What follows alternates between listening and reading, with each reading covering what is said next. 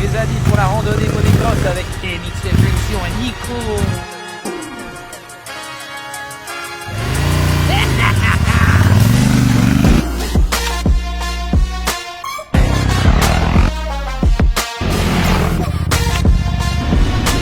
Alors mon petit Aurélien, on est là.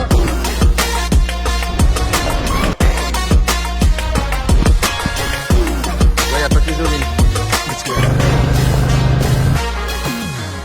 Et voilà un petit peu le mec qui m'a embarqué ici et qui va nous expliquer ce qu'on fait là avec toute l'équipe 3AS. On est dans le désert des Monégrosses, mais pourquoi faire? En fait, réellement, on a fait gagner une randonnée à un de nos clients au Salon de Lyon. Et on a embarqué avec, on va dire, le gagnant. Notre directeur, Antoine, s'est dit, on va pas le laisser partir tout seul, en fait, réellement. Donc du coup, il nous a embarqués. Et on s'est dit, pour faire vivre l'aventure, évidemment sur les réseaux, un peu partout, on va aussi embarquer Nico, puisqu'il ne connaît pas le trail. Et l'idée, c'est de rouler avec des grosses mémères de 250 kg dans le désert et de découvrir cette pratique. Et là, on a affaire à quelqu'un qui... C'est un baroudeur, en fait, Fabrice. Et on a fait sa connaissance. Et là, on a affaire à des gens qui sont totalement incroyables parce qu'ils traversent la France, ils sont là. Nous, on l'a traversé en camion et eux en moto. Et donc, l'idée, voilà, c'est de découvrir ça avec eux, tout simplement. On a déjà le sourire, on a à peine commencé qu'on a déjà le sourire. Donc, c'est cool. Le trail, je me suis toujours dit, c'est pour les vieux et tout ça. Moi, je viens du motocross, un petit peu comme toi et comme vous tous chez 3AS. On a tous un petit motocross background.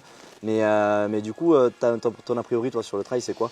En fait, l'idée, c'est que là, le trail est en train de prendre un tournant qui est que l'ancienne génération qui font du trail parce qu'ils aiment voyager, c'est le voyage avant tout. Et là, aujourd'hui, il y a des pièces techniques qui font que les trails, elles ont on va dire une gueule vraiment type off-road rally raid. Et là, dans ce désert avec notre Ténéré, on est en train de toucher du doigt ce qui nous a fait rêver depuis qu'on est gamin, le Dakar. En fait, Stéphane Peter-Hansel, Cyril Després. Et là, nous, c'est ce qui nous fait rêver. Par contre, la génération de Fabrice, eux, c'est vraiment ce qui les fait rêver, c'est le voyage. Les invités au voyage, les équipements ont grave évolué. Et pour nous, c'est, voilà, ce que je voulais te dire, c'est un peu ce rallye raid, le petit voyage. Donc, on va vraiment effleurer l'esprit voyage. On va quand même vivre des expériences incroyables. Donc, on verra le résultat au bout de 3 jours et au bout de, je sais pas combien, de 600 km, je crois qu'on va faire. Exactement, c'est ça. Ça va être dingue, ça va être dingue.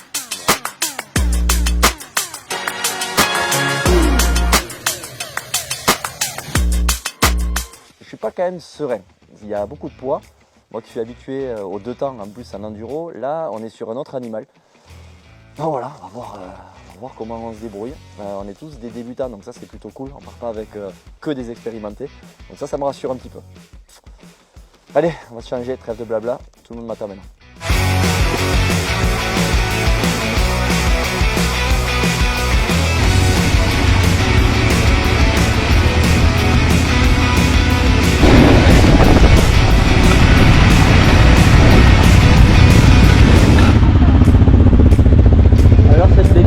Ouais, c'est top. Bah oui. Franchement, c'est un truc de malade. Hein. Le moteur, c'est tout, mais tu sens qu'il y a, qu'il y a des watts. Ouais. C'est Même quand tu restes en seconde à bas régime, ça reprend tranquille. C'est génial.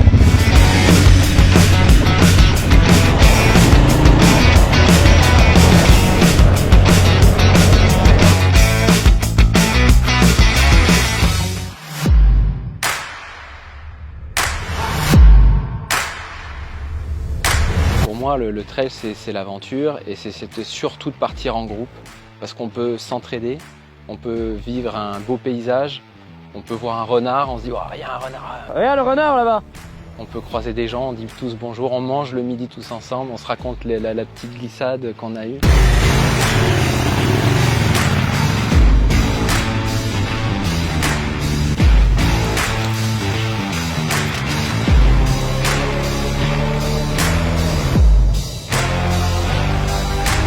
Ce qui est obligatoire dans ce genre de périple, d'aventure, c'est de partir avec un guide en fin de compte. Parce que là, on était une bande de potes, on était en mode loisir.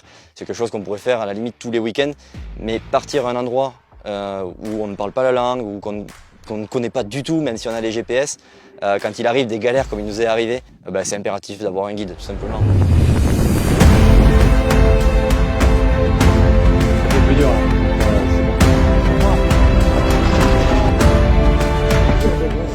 En fait, on est arrivé devant un portail totalement lunaire, dans un lieu assez atypique avec un château El Castillo del Patron, comme il dit. Et on a découvert un lieu qui est quand même assez marrant. C'est surtout un lieu atypique.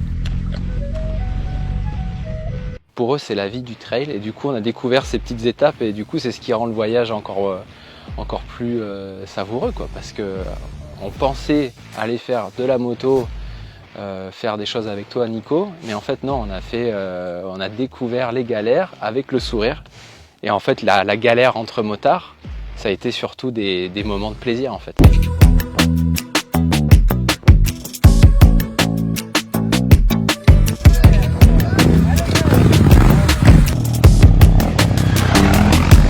Donc en fait, il nous dit, allez les gars, vous avez le GPS, faites-vous plaisir. Donc nous, comme bons crosseux et avec le rêve de gosse de rallye dans la tête, on part comme des balles en fait. Hein. Et on a été vite rappelé à l'ordre puisqu'effectivement Greg nous appelle et nous dit les gars, arrêtez, faites demi-tour, il y a une chute à l'arrière. On a une clavicule, Ok. donc le plus simple ça va être de le ramener dans un premier temps à la route Ok. et si ça va, dans un deuxième au village le plus proche. Et notre collègue Aurélien a fait une chute toute bête et c'est comme ça qu'apparemment on se fait le plus mal. T'as perdu l'avant, t'avais passé par-dessus, t'as fait échec. L'avant en fait qui est parti et ça m'a jeté par terre quoi. Ouais. Et effectivement, il a été tout de suite pris en charge par Greg. On est arrivé, il avait déjà le bras en écharpe et une clavicule dans le sac. Et tout de suite, calme, il nous a dit le protocole qu'il fallait faire. Donc on l'a suivi. Là l'idée c'est qu'on l'emmène dans la ville la plus proche qui est à 8 minutes, les Signena. On se pose dans un café, comme ça on peut passer, on peut appeler les pompiers et enfin les secours et du coup ils savent où nous trouver. Tu vois, et là il attend dans de bonnes conditions. Ok. Et on est sur un axe qui va bien quoi. Ok. Ça va à peu près?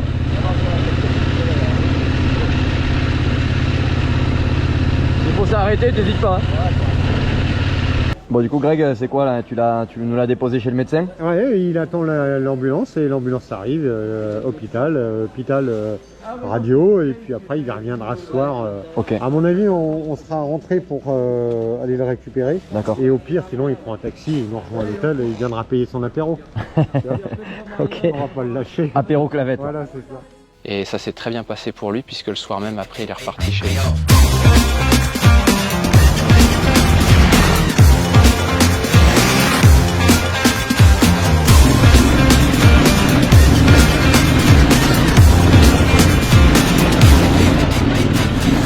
On est reparti et là la moto d'Antoine qui est une vieille Africa Twin, alors une vieille non mais par rapport aux motos qu'on avait qui sont de l'année, Toi qui vis une vieille Africa Twin qui a eu un problème de relais de batterie. Ça sentait la saucisse un peu chaude, un peu de fumée, il s'est arrêté, la moto a coupé. Sauf que nous on n'a pas l'habitude, en plein milieu d'un désert, la moto se coupe, qu'est-ce qu'on fait? Bah Greg toujours au calme avec notre gagnant Fabrice, vous inquiétez pas les gars, on démonte la selle, on essaie de pousser la moto ne marche pas. On la laisse là, au milieu entre guillemets, du désert des monnaies grosses. Et Inch'Allah, peut-être qu'on ira la récupérer ce soir ou demain soir, tu vois, c'est un peu ça. Mais toujours avec le sourire. Et on a récupéré la moto de notre collègue qui s'est blessé. Et on a refait encore une journée.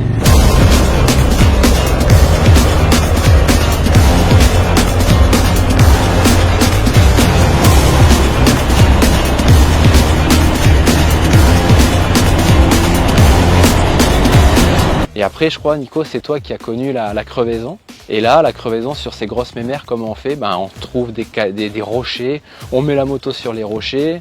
Greg, toujours calme, il a la petite caisse à outils qui va bien dans sa bagagerie, parce que nous, dans nos bagages, ils sont vides. Hein.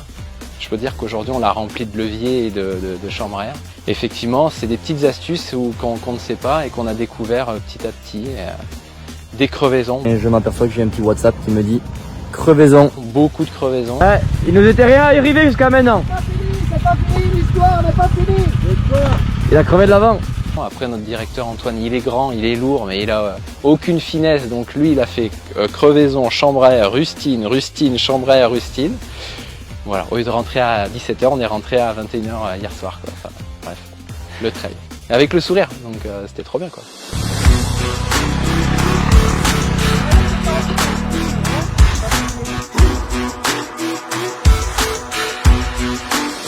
C'est vraiment adapté à tout le monde.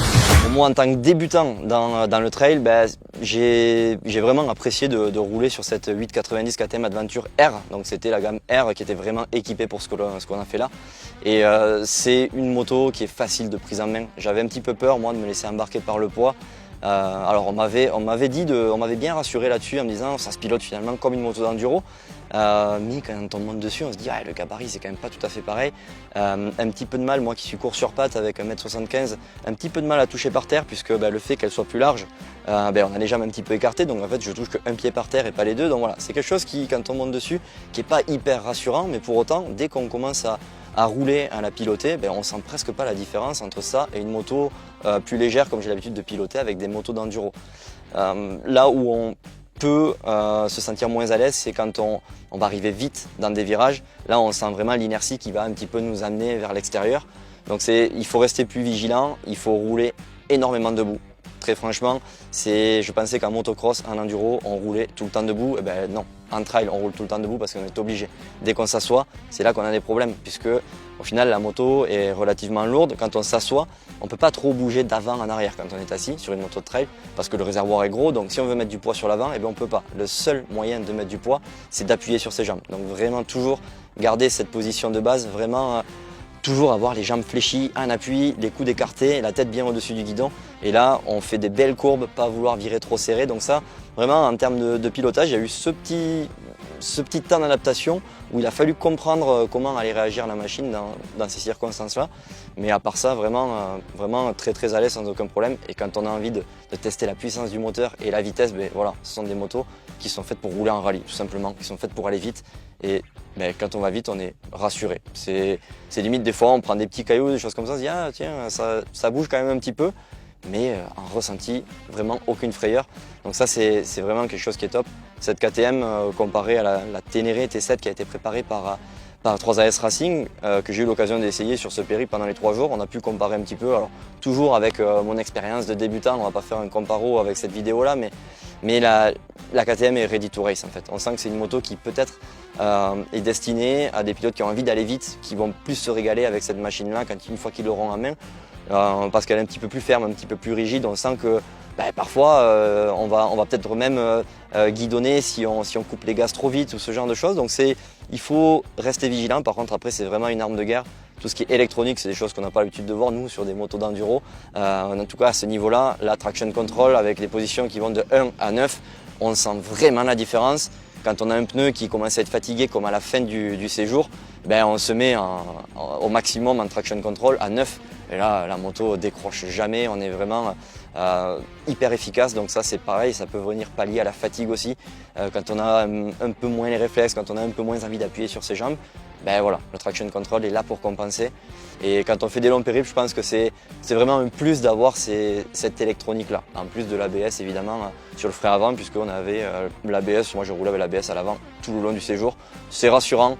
On change souvent de texture en trail, donc là pour le coup on ne se fait pas de frayeur là-dessus non plus. Pour résumer, est-ce que le trail c'est une discipline de vieux comme je l'imaginais moi au départ?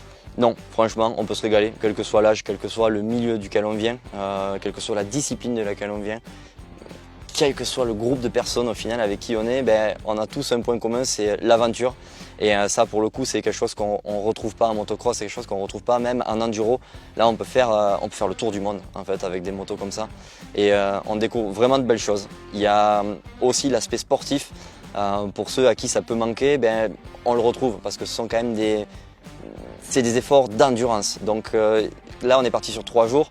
On sentait déjà après le premier jour, après avoir fait plus de 250 km, que voilà, les organismes étaient quand même un petit peu fatigués, mentalement aussi, avec la blessure du copain, on a eu pas mal de problèmes mécaniques. Donc voilà, ça joue aussi un petit peu sur le mental. Donc ça c'est quelque chose, ceux qui sont à la recherche de sensations peuvent compenser ces sensations de grille de départ en motocross ou de chrono en enduro par ces nouvelles sensations-là que sont les sensations d'aventure avec le trail. Et si jamais on n'a plus de bras pour la KTM, on va pouvoir monter à Chameau. D'ailleurs, c'est un dromadaire, non? Chameau, il y a 2 bosses. Chameau, il y a 2 bosses, dromadaire avec une Chameau, dromadaire. Il y a 3 bosses sur un dromadaire.